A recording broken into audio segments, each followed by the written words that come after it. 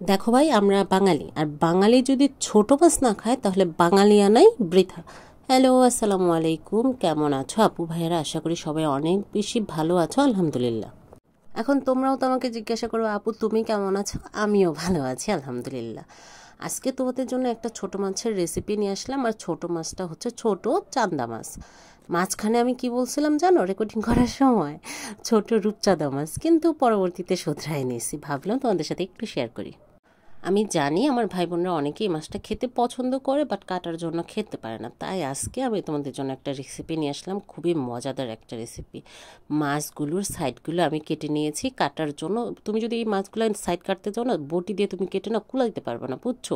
এত ছোট ছোট কাটা, তাই একটা সিজারের মতো যে একটা জিনিস আছে না, যেটা দিয়ে আমরা মাছের কাটা কাটি, সেটা দিয়ে কেটে নিয়েছি।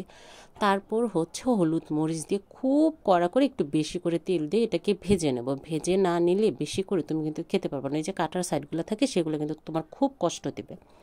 তারপর আমি যেটা করবো, এখানে একটু বেশি পরিমাণে কুচি কুচি করে পেঁয়াজ নিয়ে নিলাম। পেঁয়াজের মধ্যে দিয়ে দিচ্ছি হালকা করে লবণ, কারণ যেহেতু মাছটা ভাজার সময় এখানে আমি লবণ মরিচ মোটামুটি দিয়েছি, তাই একটু কম করে দিচ্ছি, পরবর্তীতে স্বাদ অনুযায়ী দিয়ে নেব।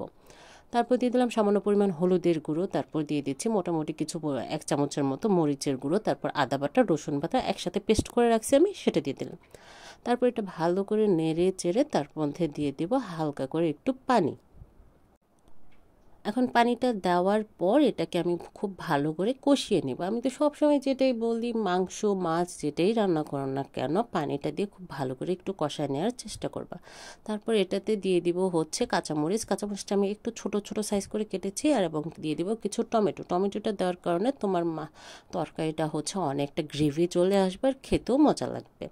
তারপর দিয়ে দিচ্ছি উপর থেকে ভেজে রাখা মাছগুলো। আর এর মাঝখানে একটা কথা বলিনি, আজকে বলবো আপু কী ব্যাপার তোমার ভিডিওটা এবং ঝাঁকা টাকা নাচ দিচ্ছে কি যেন।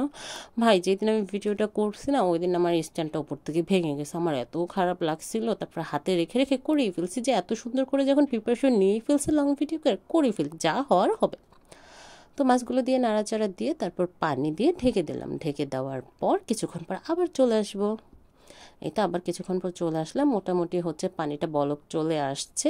তোমরা কিন্তু একটু ভালো করে বলকটা নিয়ে আসবা। ভালো করে বলকটা নিয়ে আসলে তোমার যে মশলাটা থাকবে না, ওটা কিন্তু প্রতিটা মাছের ভিতরে চলে যাবে। তারপর ঢেকে দিয়ে মোটামুটি লাস্টের দিকে আরেকবার এসে নেড়ে চেড়ে দিব। তারপর আমি মোটামুটি অফ করে লবণটা দেখে নিই, চেক করে প্রয়োজন ছিল অল্প পরিমাণে একটু লবণ দিয়ে দিয়েছি। এখন কিন্তু আমার রান্না প্রায় শেষের দিকে। এখন উপর থেকে আমি একটু জিরার ফাঁকি দিয়ে দিব। তারপর হচ্ছে জিরার ফাঁকিটাতে একটুখানি জাল দিয়ে তারপর দিয়ে দেবো আমার গাছের ধনিয়া পাতা। ধনিয়া পাতাটা আমি সবসময় আমার গাছেরই দেওয়ার চেষ্টা করি, যদি না থাকে তখন আমি কিনে এনে দিই, বাট আমি অবশ্যই চেষ্টা করি ভুনা মাছের মধ্যে ধনিয়া পাতা দেওয়ার জন্য। তাতে তোমার খাবারের স্বাদ অনেক বেশি বেড়ে যায়, আর ঘ্রাণটা অনেক বেশি সুন্দর আসে। তোমরা এভাবে রান্না করে খেয়ে দেখো, যদি মজা না লাগে আর খেতে ভালো না লাগে তাহলে আমাকে বলবো, বুঝছো? তোমার নামটা কিন্তু পাল্টায় রাখবে, আমারটা কিন্তু ঠিকই থাকবে। আল্লাহ হাফেজ।